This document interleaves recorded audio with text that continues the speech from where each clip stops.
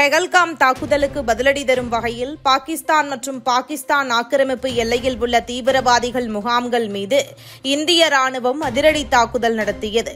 நள்ளிரவில் 24 நிமிடங்கள் நீடித்த இந்த தாக்குதலில் இந்தியா 25 ஏவுகணைகளை ஏவி ஆபரேஷன் சிந்தூர் என்ற பெயரில் நடைபெற்ற இந்த தாக்குதலில் ஜெய்ஷ்-இ-முகமது உள்ளிட்ட தீவிரவாத அமைப்புகளைச் சேர்ந்த 80 பேர் வரை கொல்லப்பட்டதாக கூறப்படுகிறது. அதே நேரம் தீவிரவாதிகளின் முகாம்கள் மீது மட்டுமே தாக்குதல் நடத்தியுள்ளது இந்தியா.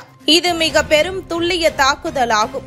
புலி காத்திருந்து வெற்றியோடு வேட்டையாடுவது போல் தீவிரவாதிகளை வேட்டையாடி இருக்கின்றனர் இந்திய ராணுவத்தினர். பிரதமர் மோடியின் ஆலோசனையின் கீழ் சிந்தூர் என்ற உணர்ச்சிகரமான பெயர் தேர்வு செய்யப்பட்டது என்பதும் குறிப்பிடத்தக்கது.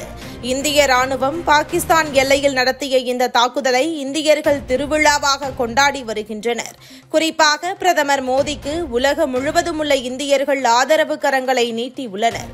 தீவிரவாத முகாம்கள் மீது மட்டுமே இந்திய ராணுவத்தினர் தாக்குதல் நடத்தியது உலக நாடுகளை வாயடைக்க வைத்துள்ளது. ஜெய்ஷ்-இ-முகமது பயங்கரவாத அமைப்பின் பகவால்பூரில் உள்ள மார்கஸ் சுபனல்லா முகாம், தெஹ்ரா காலனியில் உள்ள சர்ஜால் முகாம், கோட்லியில் உள்ள மார்கஸ் அப்பாஸ் முகாம், முசபராபாத்தில் உள்ள சைதினா பிலால் முகாம் உள்ளிட்டவை தாக்கப்பட்டன.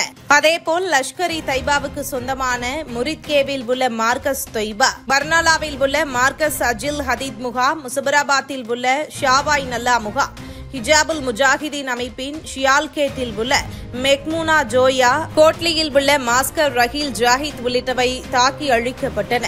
ஆபரேஷன் சிந்தூரை இந்தியா தொடங்கியதும் பதிலடி கொடுப்பதாக நினைத்து பாகிஸ்தான் போர் விமானங்கள் இந்திய எல்லைக்குள் நுழைந்திருந்தன. அந்த விமானங்கள் மீது நடத்தப்பட்ட தாக்குதலில் JF-17 ரக விமானத்தை இந்திய ராணுவம் சுட்டு வீழ்த்தியிருக்கிறது. இந்தியாவுக்குள் ஊடுருவ முயன்றபோது இது வீழ்த்தப்பட்டிருக்கிறது எனவும் தெரிய வந்திருக்கிறது. இருப்பினும் பாகிஸ்தானின் குறிப்பிடத்தக்க சிறப்பான விமானங்களில் இதுவும் ஒன்று.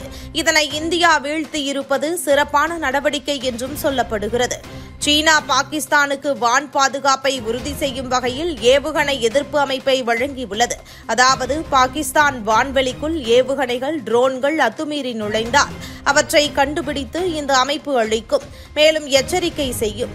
எனினும் நேற்று அதிகாலை நம் ராணுவத்தின் ஆபரேஷன் சிந்தூர் நடவடிக்கையின் போது இந்த ஏவுகணை எதிர்ப்பு அமைப்பு வேலை செய்யவில்லை. நம் ராணுவத்தின் ட்ரோன்களை இடைமறித்து தாக்கவில்லை. பாகிஸ்தானில் உள்ள தீவிரவாத நிலைகள் மீது இந்தியா தாக்குதல் நடத்தியதை அடுத்து பாகிஸ்தான் பங்குச்சந்தைகள் கடும் வீழ்ச்சியை சந்தித்துள்ளன. இந்தியாவின் தாக்குதல் காரணமாக பாகிஸ்தானில் முதலீட்டாளர்களிடையே பயம் ஏற்பட்டிருப்பதை காண முடிகிறது. அதேபோல் அந்நாட்டில் நிலவும் பதற்றத்தையும் இது காட்டுகிறது.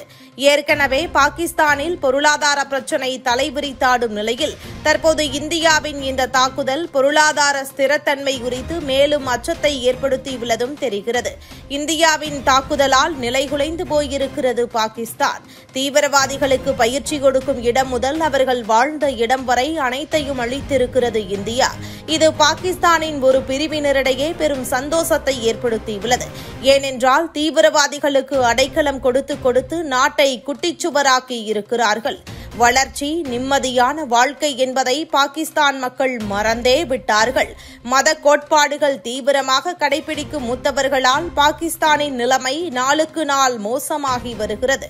இந்த நிலையில் இந்தியாவின் தாக்குதல் குறித்து பாகிஸ்தானில் உள்ள ஒரு சில பிரிவினர் மகிழ்ச்சியடைந்துள்ளனர். இதுபோன்ற முக்கிய நிகழ்வுகள், அரசியல் தகவல்களை ஆழமாக மாறுபட்ட கோணத்திலும் அறிந்து கொள்ள மறக்காமல் உங்கள் TNS24 டிஜிட்டல் பக்கத்தை பின்பற்றிக் கொள்ளவும்.